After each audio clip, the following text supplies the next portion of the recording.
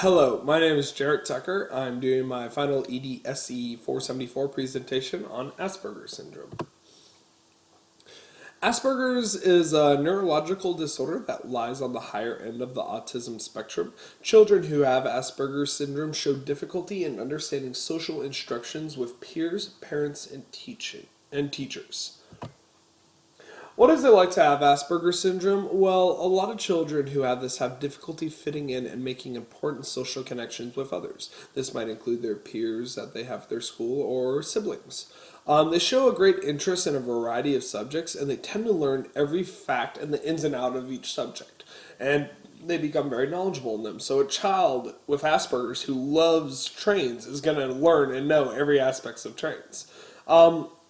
They tend to become very frustrated in social situations, especially when there's under stress. They may lead to panic attacks, anxiety, or aggravated temperaments when things aren't going their way. And with that, some examples are they're extremely sensitive to the environment. This might include loud noises, textures, or smells. As you can see, a child who might experience loud noises or noises that are uncomfortable to them might look like the child in the bottom picture, where his hands are over his ears and he's gritting his teeth saying, this is not enjoyable to me. Fun thing about textures is textures such as food or clothing might bother a child, as they might be very specific and they only want to eat one thing or only want to wear one type of clothing as they go about their day.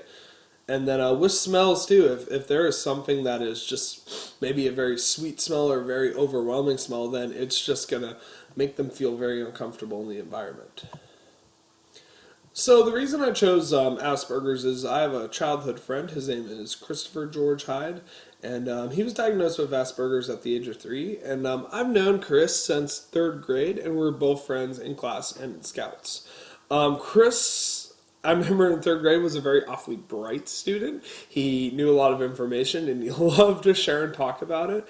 But at the same time too, he did have struggle with certain social behaviors. I know growing up there were some people who kind of, may have looked at him kind of silly or kind of like didn't really, like him because of just how, I'm not going to lie, there were times where it was just a bit awkward, growing up. But I'm not going to lie, I like Chris. He was a super cool dude, and I still know him to this day. He's incredibly bright, and he works for the Northern Light Seawolf newspaper, and he's actually about to graduate with his degree in journalism this spring, which is totally awesome. I think the one thing that is super cool, kind of getting into, they learn the ins and outs of subjects. Well, Chris does a lot of reviews for entertainment, especially video games. If you ever want to know anything about video games and like which one's the best to play, which ones aren't, then I definitely recommend talking to Chris. Super cool dude. A little bit of the history of Asperger's. It was discovered around the 1940s by a man named Hans Asperger. Hans spent time observing boys who displayed autism-like behaviors and had difficulty with social and communication skills. Eventually, it got diagnosed in the U.S. around the year of 1994, and many professionals referred to Asperger's syndrome as pretty much a mild, or in some cases, a higher functioning form of autism. The cognitive ability that is noted with a child with Asperger's is, again, they are extremely gifted and very smart as they learn a lot of different facts and information as they become fascinated with different subjects all around them and stuff. The tendencies that tend to lack, though, are they become... It becomes difficult to interact with others, and by that they usually will not take into consideration anyone other's inputs or ideas. They tend to ignore them, and they tend to only think that theirs is the most important one. They also show difficulty with following multi-step directions. If they believe that something can be solved their way, then they're going to shut out what else is going to be being talked about. So One thing that I found was really cool. This was an interesting fact, but they state info, but doesn't know much about it. This was a tough thing to wrap my head around because obviously children with Asperger's are very gifted and smart in what they know. But I found this really interesting fact, and a good way to describe it is that let's say a child with Asperger's is reading the Bible. Well, they can know all the books in order, like Genesis, Exodus, and so on, but they can't tell you what it is about and stuff like that. Which really surprised me. I thought, they had a really good memory, but I could possibly see this happening. Really interesting. With motor development, this was a very interesting thing to look up. I found that most children with Asperger's tend to be a little more clumsy in their motor development. I thought that a really interesting thought that I had was the body may become very sensitive with touch, and that includes physical and personal.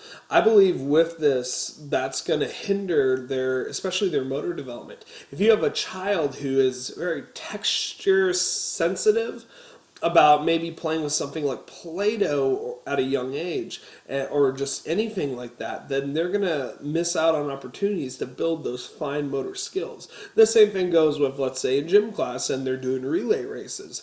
Well, that child who is going to have a tough time joining a group and working with the group might feel very uncomfortable and might not want to do that and will miss out on a chance to develop his motor development.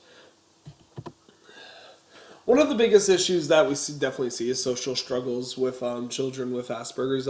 Each child with Asperger's is a little bit different, and they're all not. Basically, what I'm trying to say is not all symptoms are going to be the same. Obviously, each child is unique and different. They will have difficulty showing nonverbal behaviors such as facial expressions, body posture, and hand gestures to show how they feel. So they'll let you know like how they feel, but they'll have difficulty kind of expressing that. They'll show more interest sometimes in older peers or adults. If they're having trouble and difficulty with interacting with peers, then they might turn to someone who may be a little more firm and grounded in the fact of how they think. Pretty interesting. I also see that a lot of children with Asperger's may have trouble with understanding social language, slang, and even metaphors. A good example of this is if you went up to a child who had Asperger's and you said, "Man, I really wish money would grow on trees," they would look at you and be like, "No, money doesn't grow on trees. That's impossible. That is. They're made from trees, but it can't happen." You kind of get where I'm going at here. The children with Asperger's will look in the world very black and white and not be open to weird ideas or just things that are way out here like that. A cat's teeth looks like daggers. No, a cat's teeth is made out of this and that. Yeah, it's really interesting. Within school, I think one of the biggest things that again I mentioned was that children with Asperger's are gifted and they excel very well, especially with vocabulary, and they tend to learn a lot of words and information.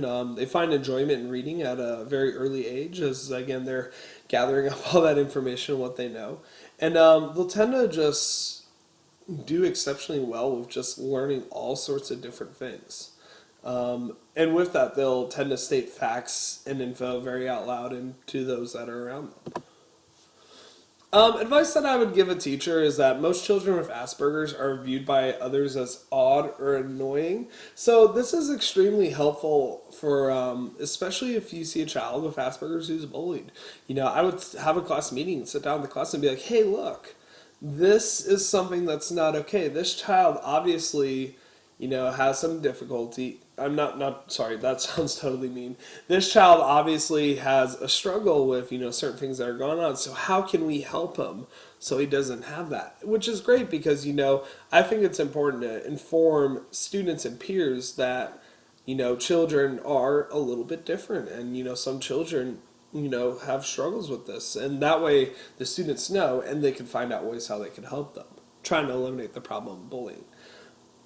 I think what's also really important too is if the child is gifted in a specific area, then let's take that disability and make it an ability. Let's give that child an opportunity to teach or to talk to the classroom about what it is that they like, so that way the classroom can know.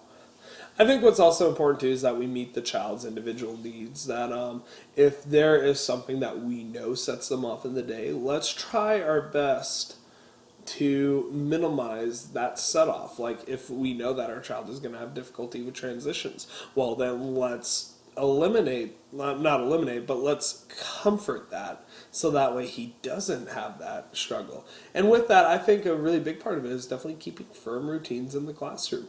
Obviously, there are going to be some changes as far as assembly schedules go, but I feel that if we keep a visual schedule and remind of the schedule, that they will feel a little more comfortable with their day.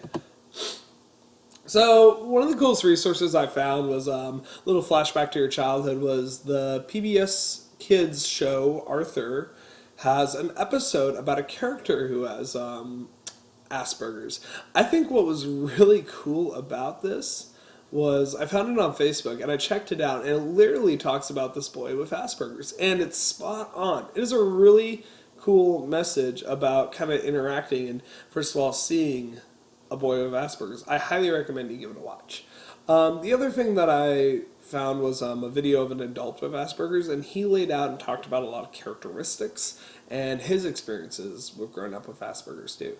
And the last two are very basic, just information about, again, characteristics, diagnosis, and the history on Asperger's. So in conclusion, overall, people with Asperger's are able to function everyday normal life. Honestly, they're people just like me and you, pretty much. They tend to be a little, they tend to have their own ways of doing things and are pretty set, but they're able to do just about everything you and me are able to do. And I would highly recommend and ask you guys, do you know someone who's diagnosed with Asperger's? What is it like when you're around them, and how can you maybe help them out in situations that may become more difficult? Awesome. Hey, I'm sorry I talked a little quick, but I'm glad you guys watched my presentation. I can't wait to hear your feedback. Thank you. Have a great day.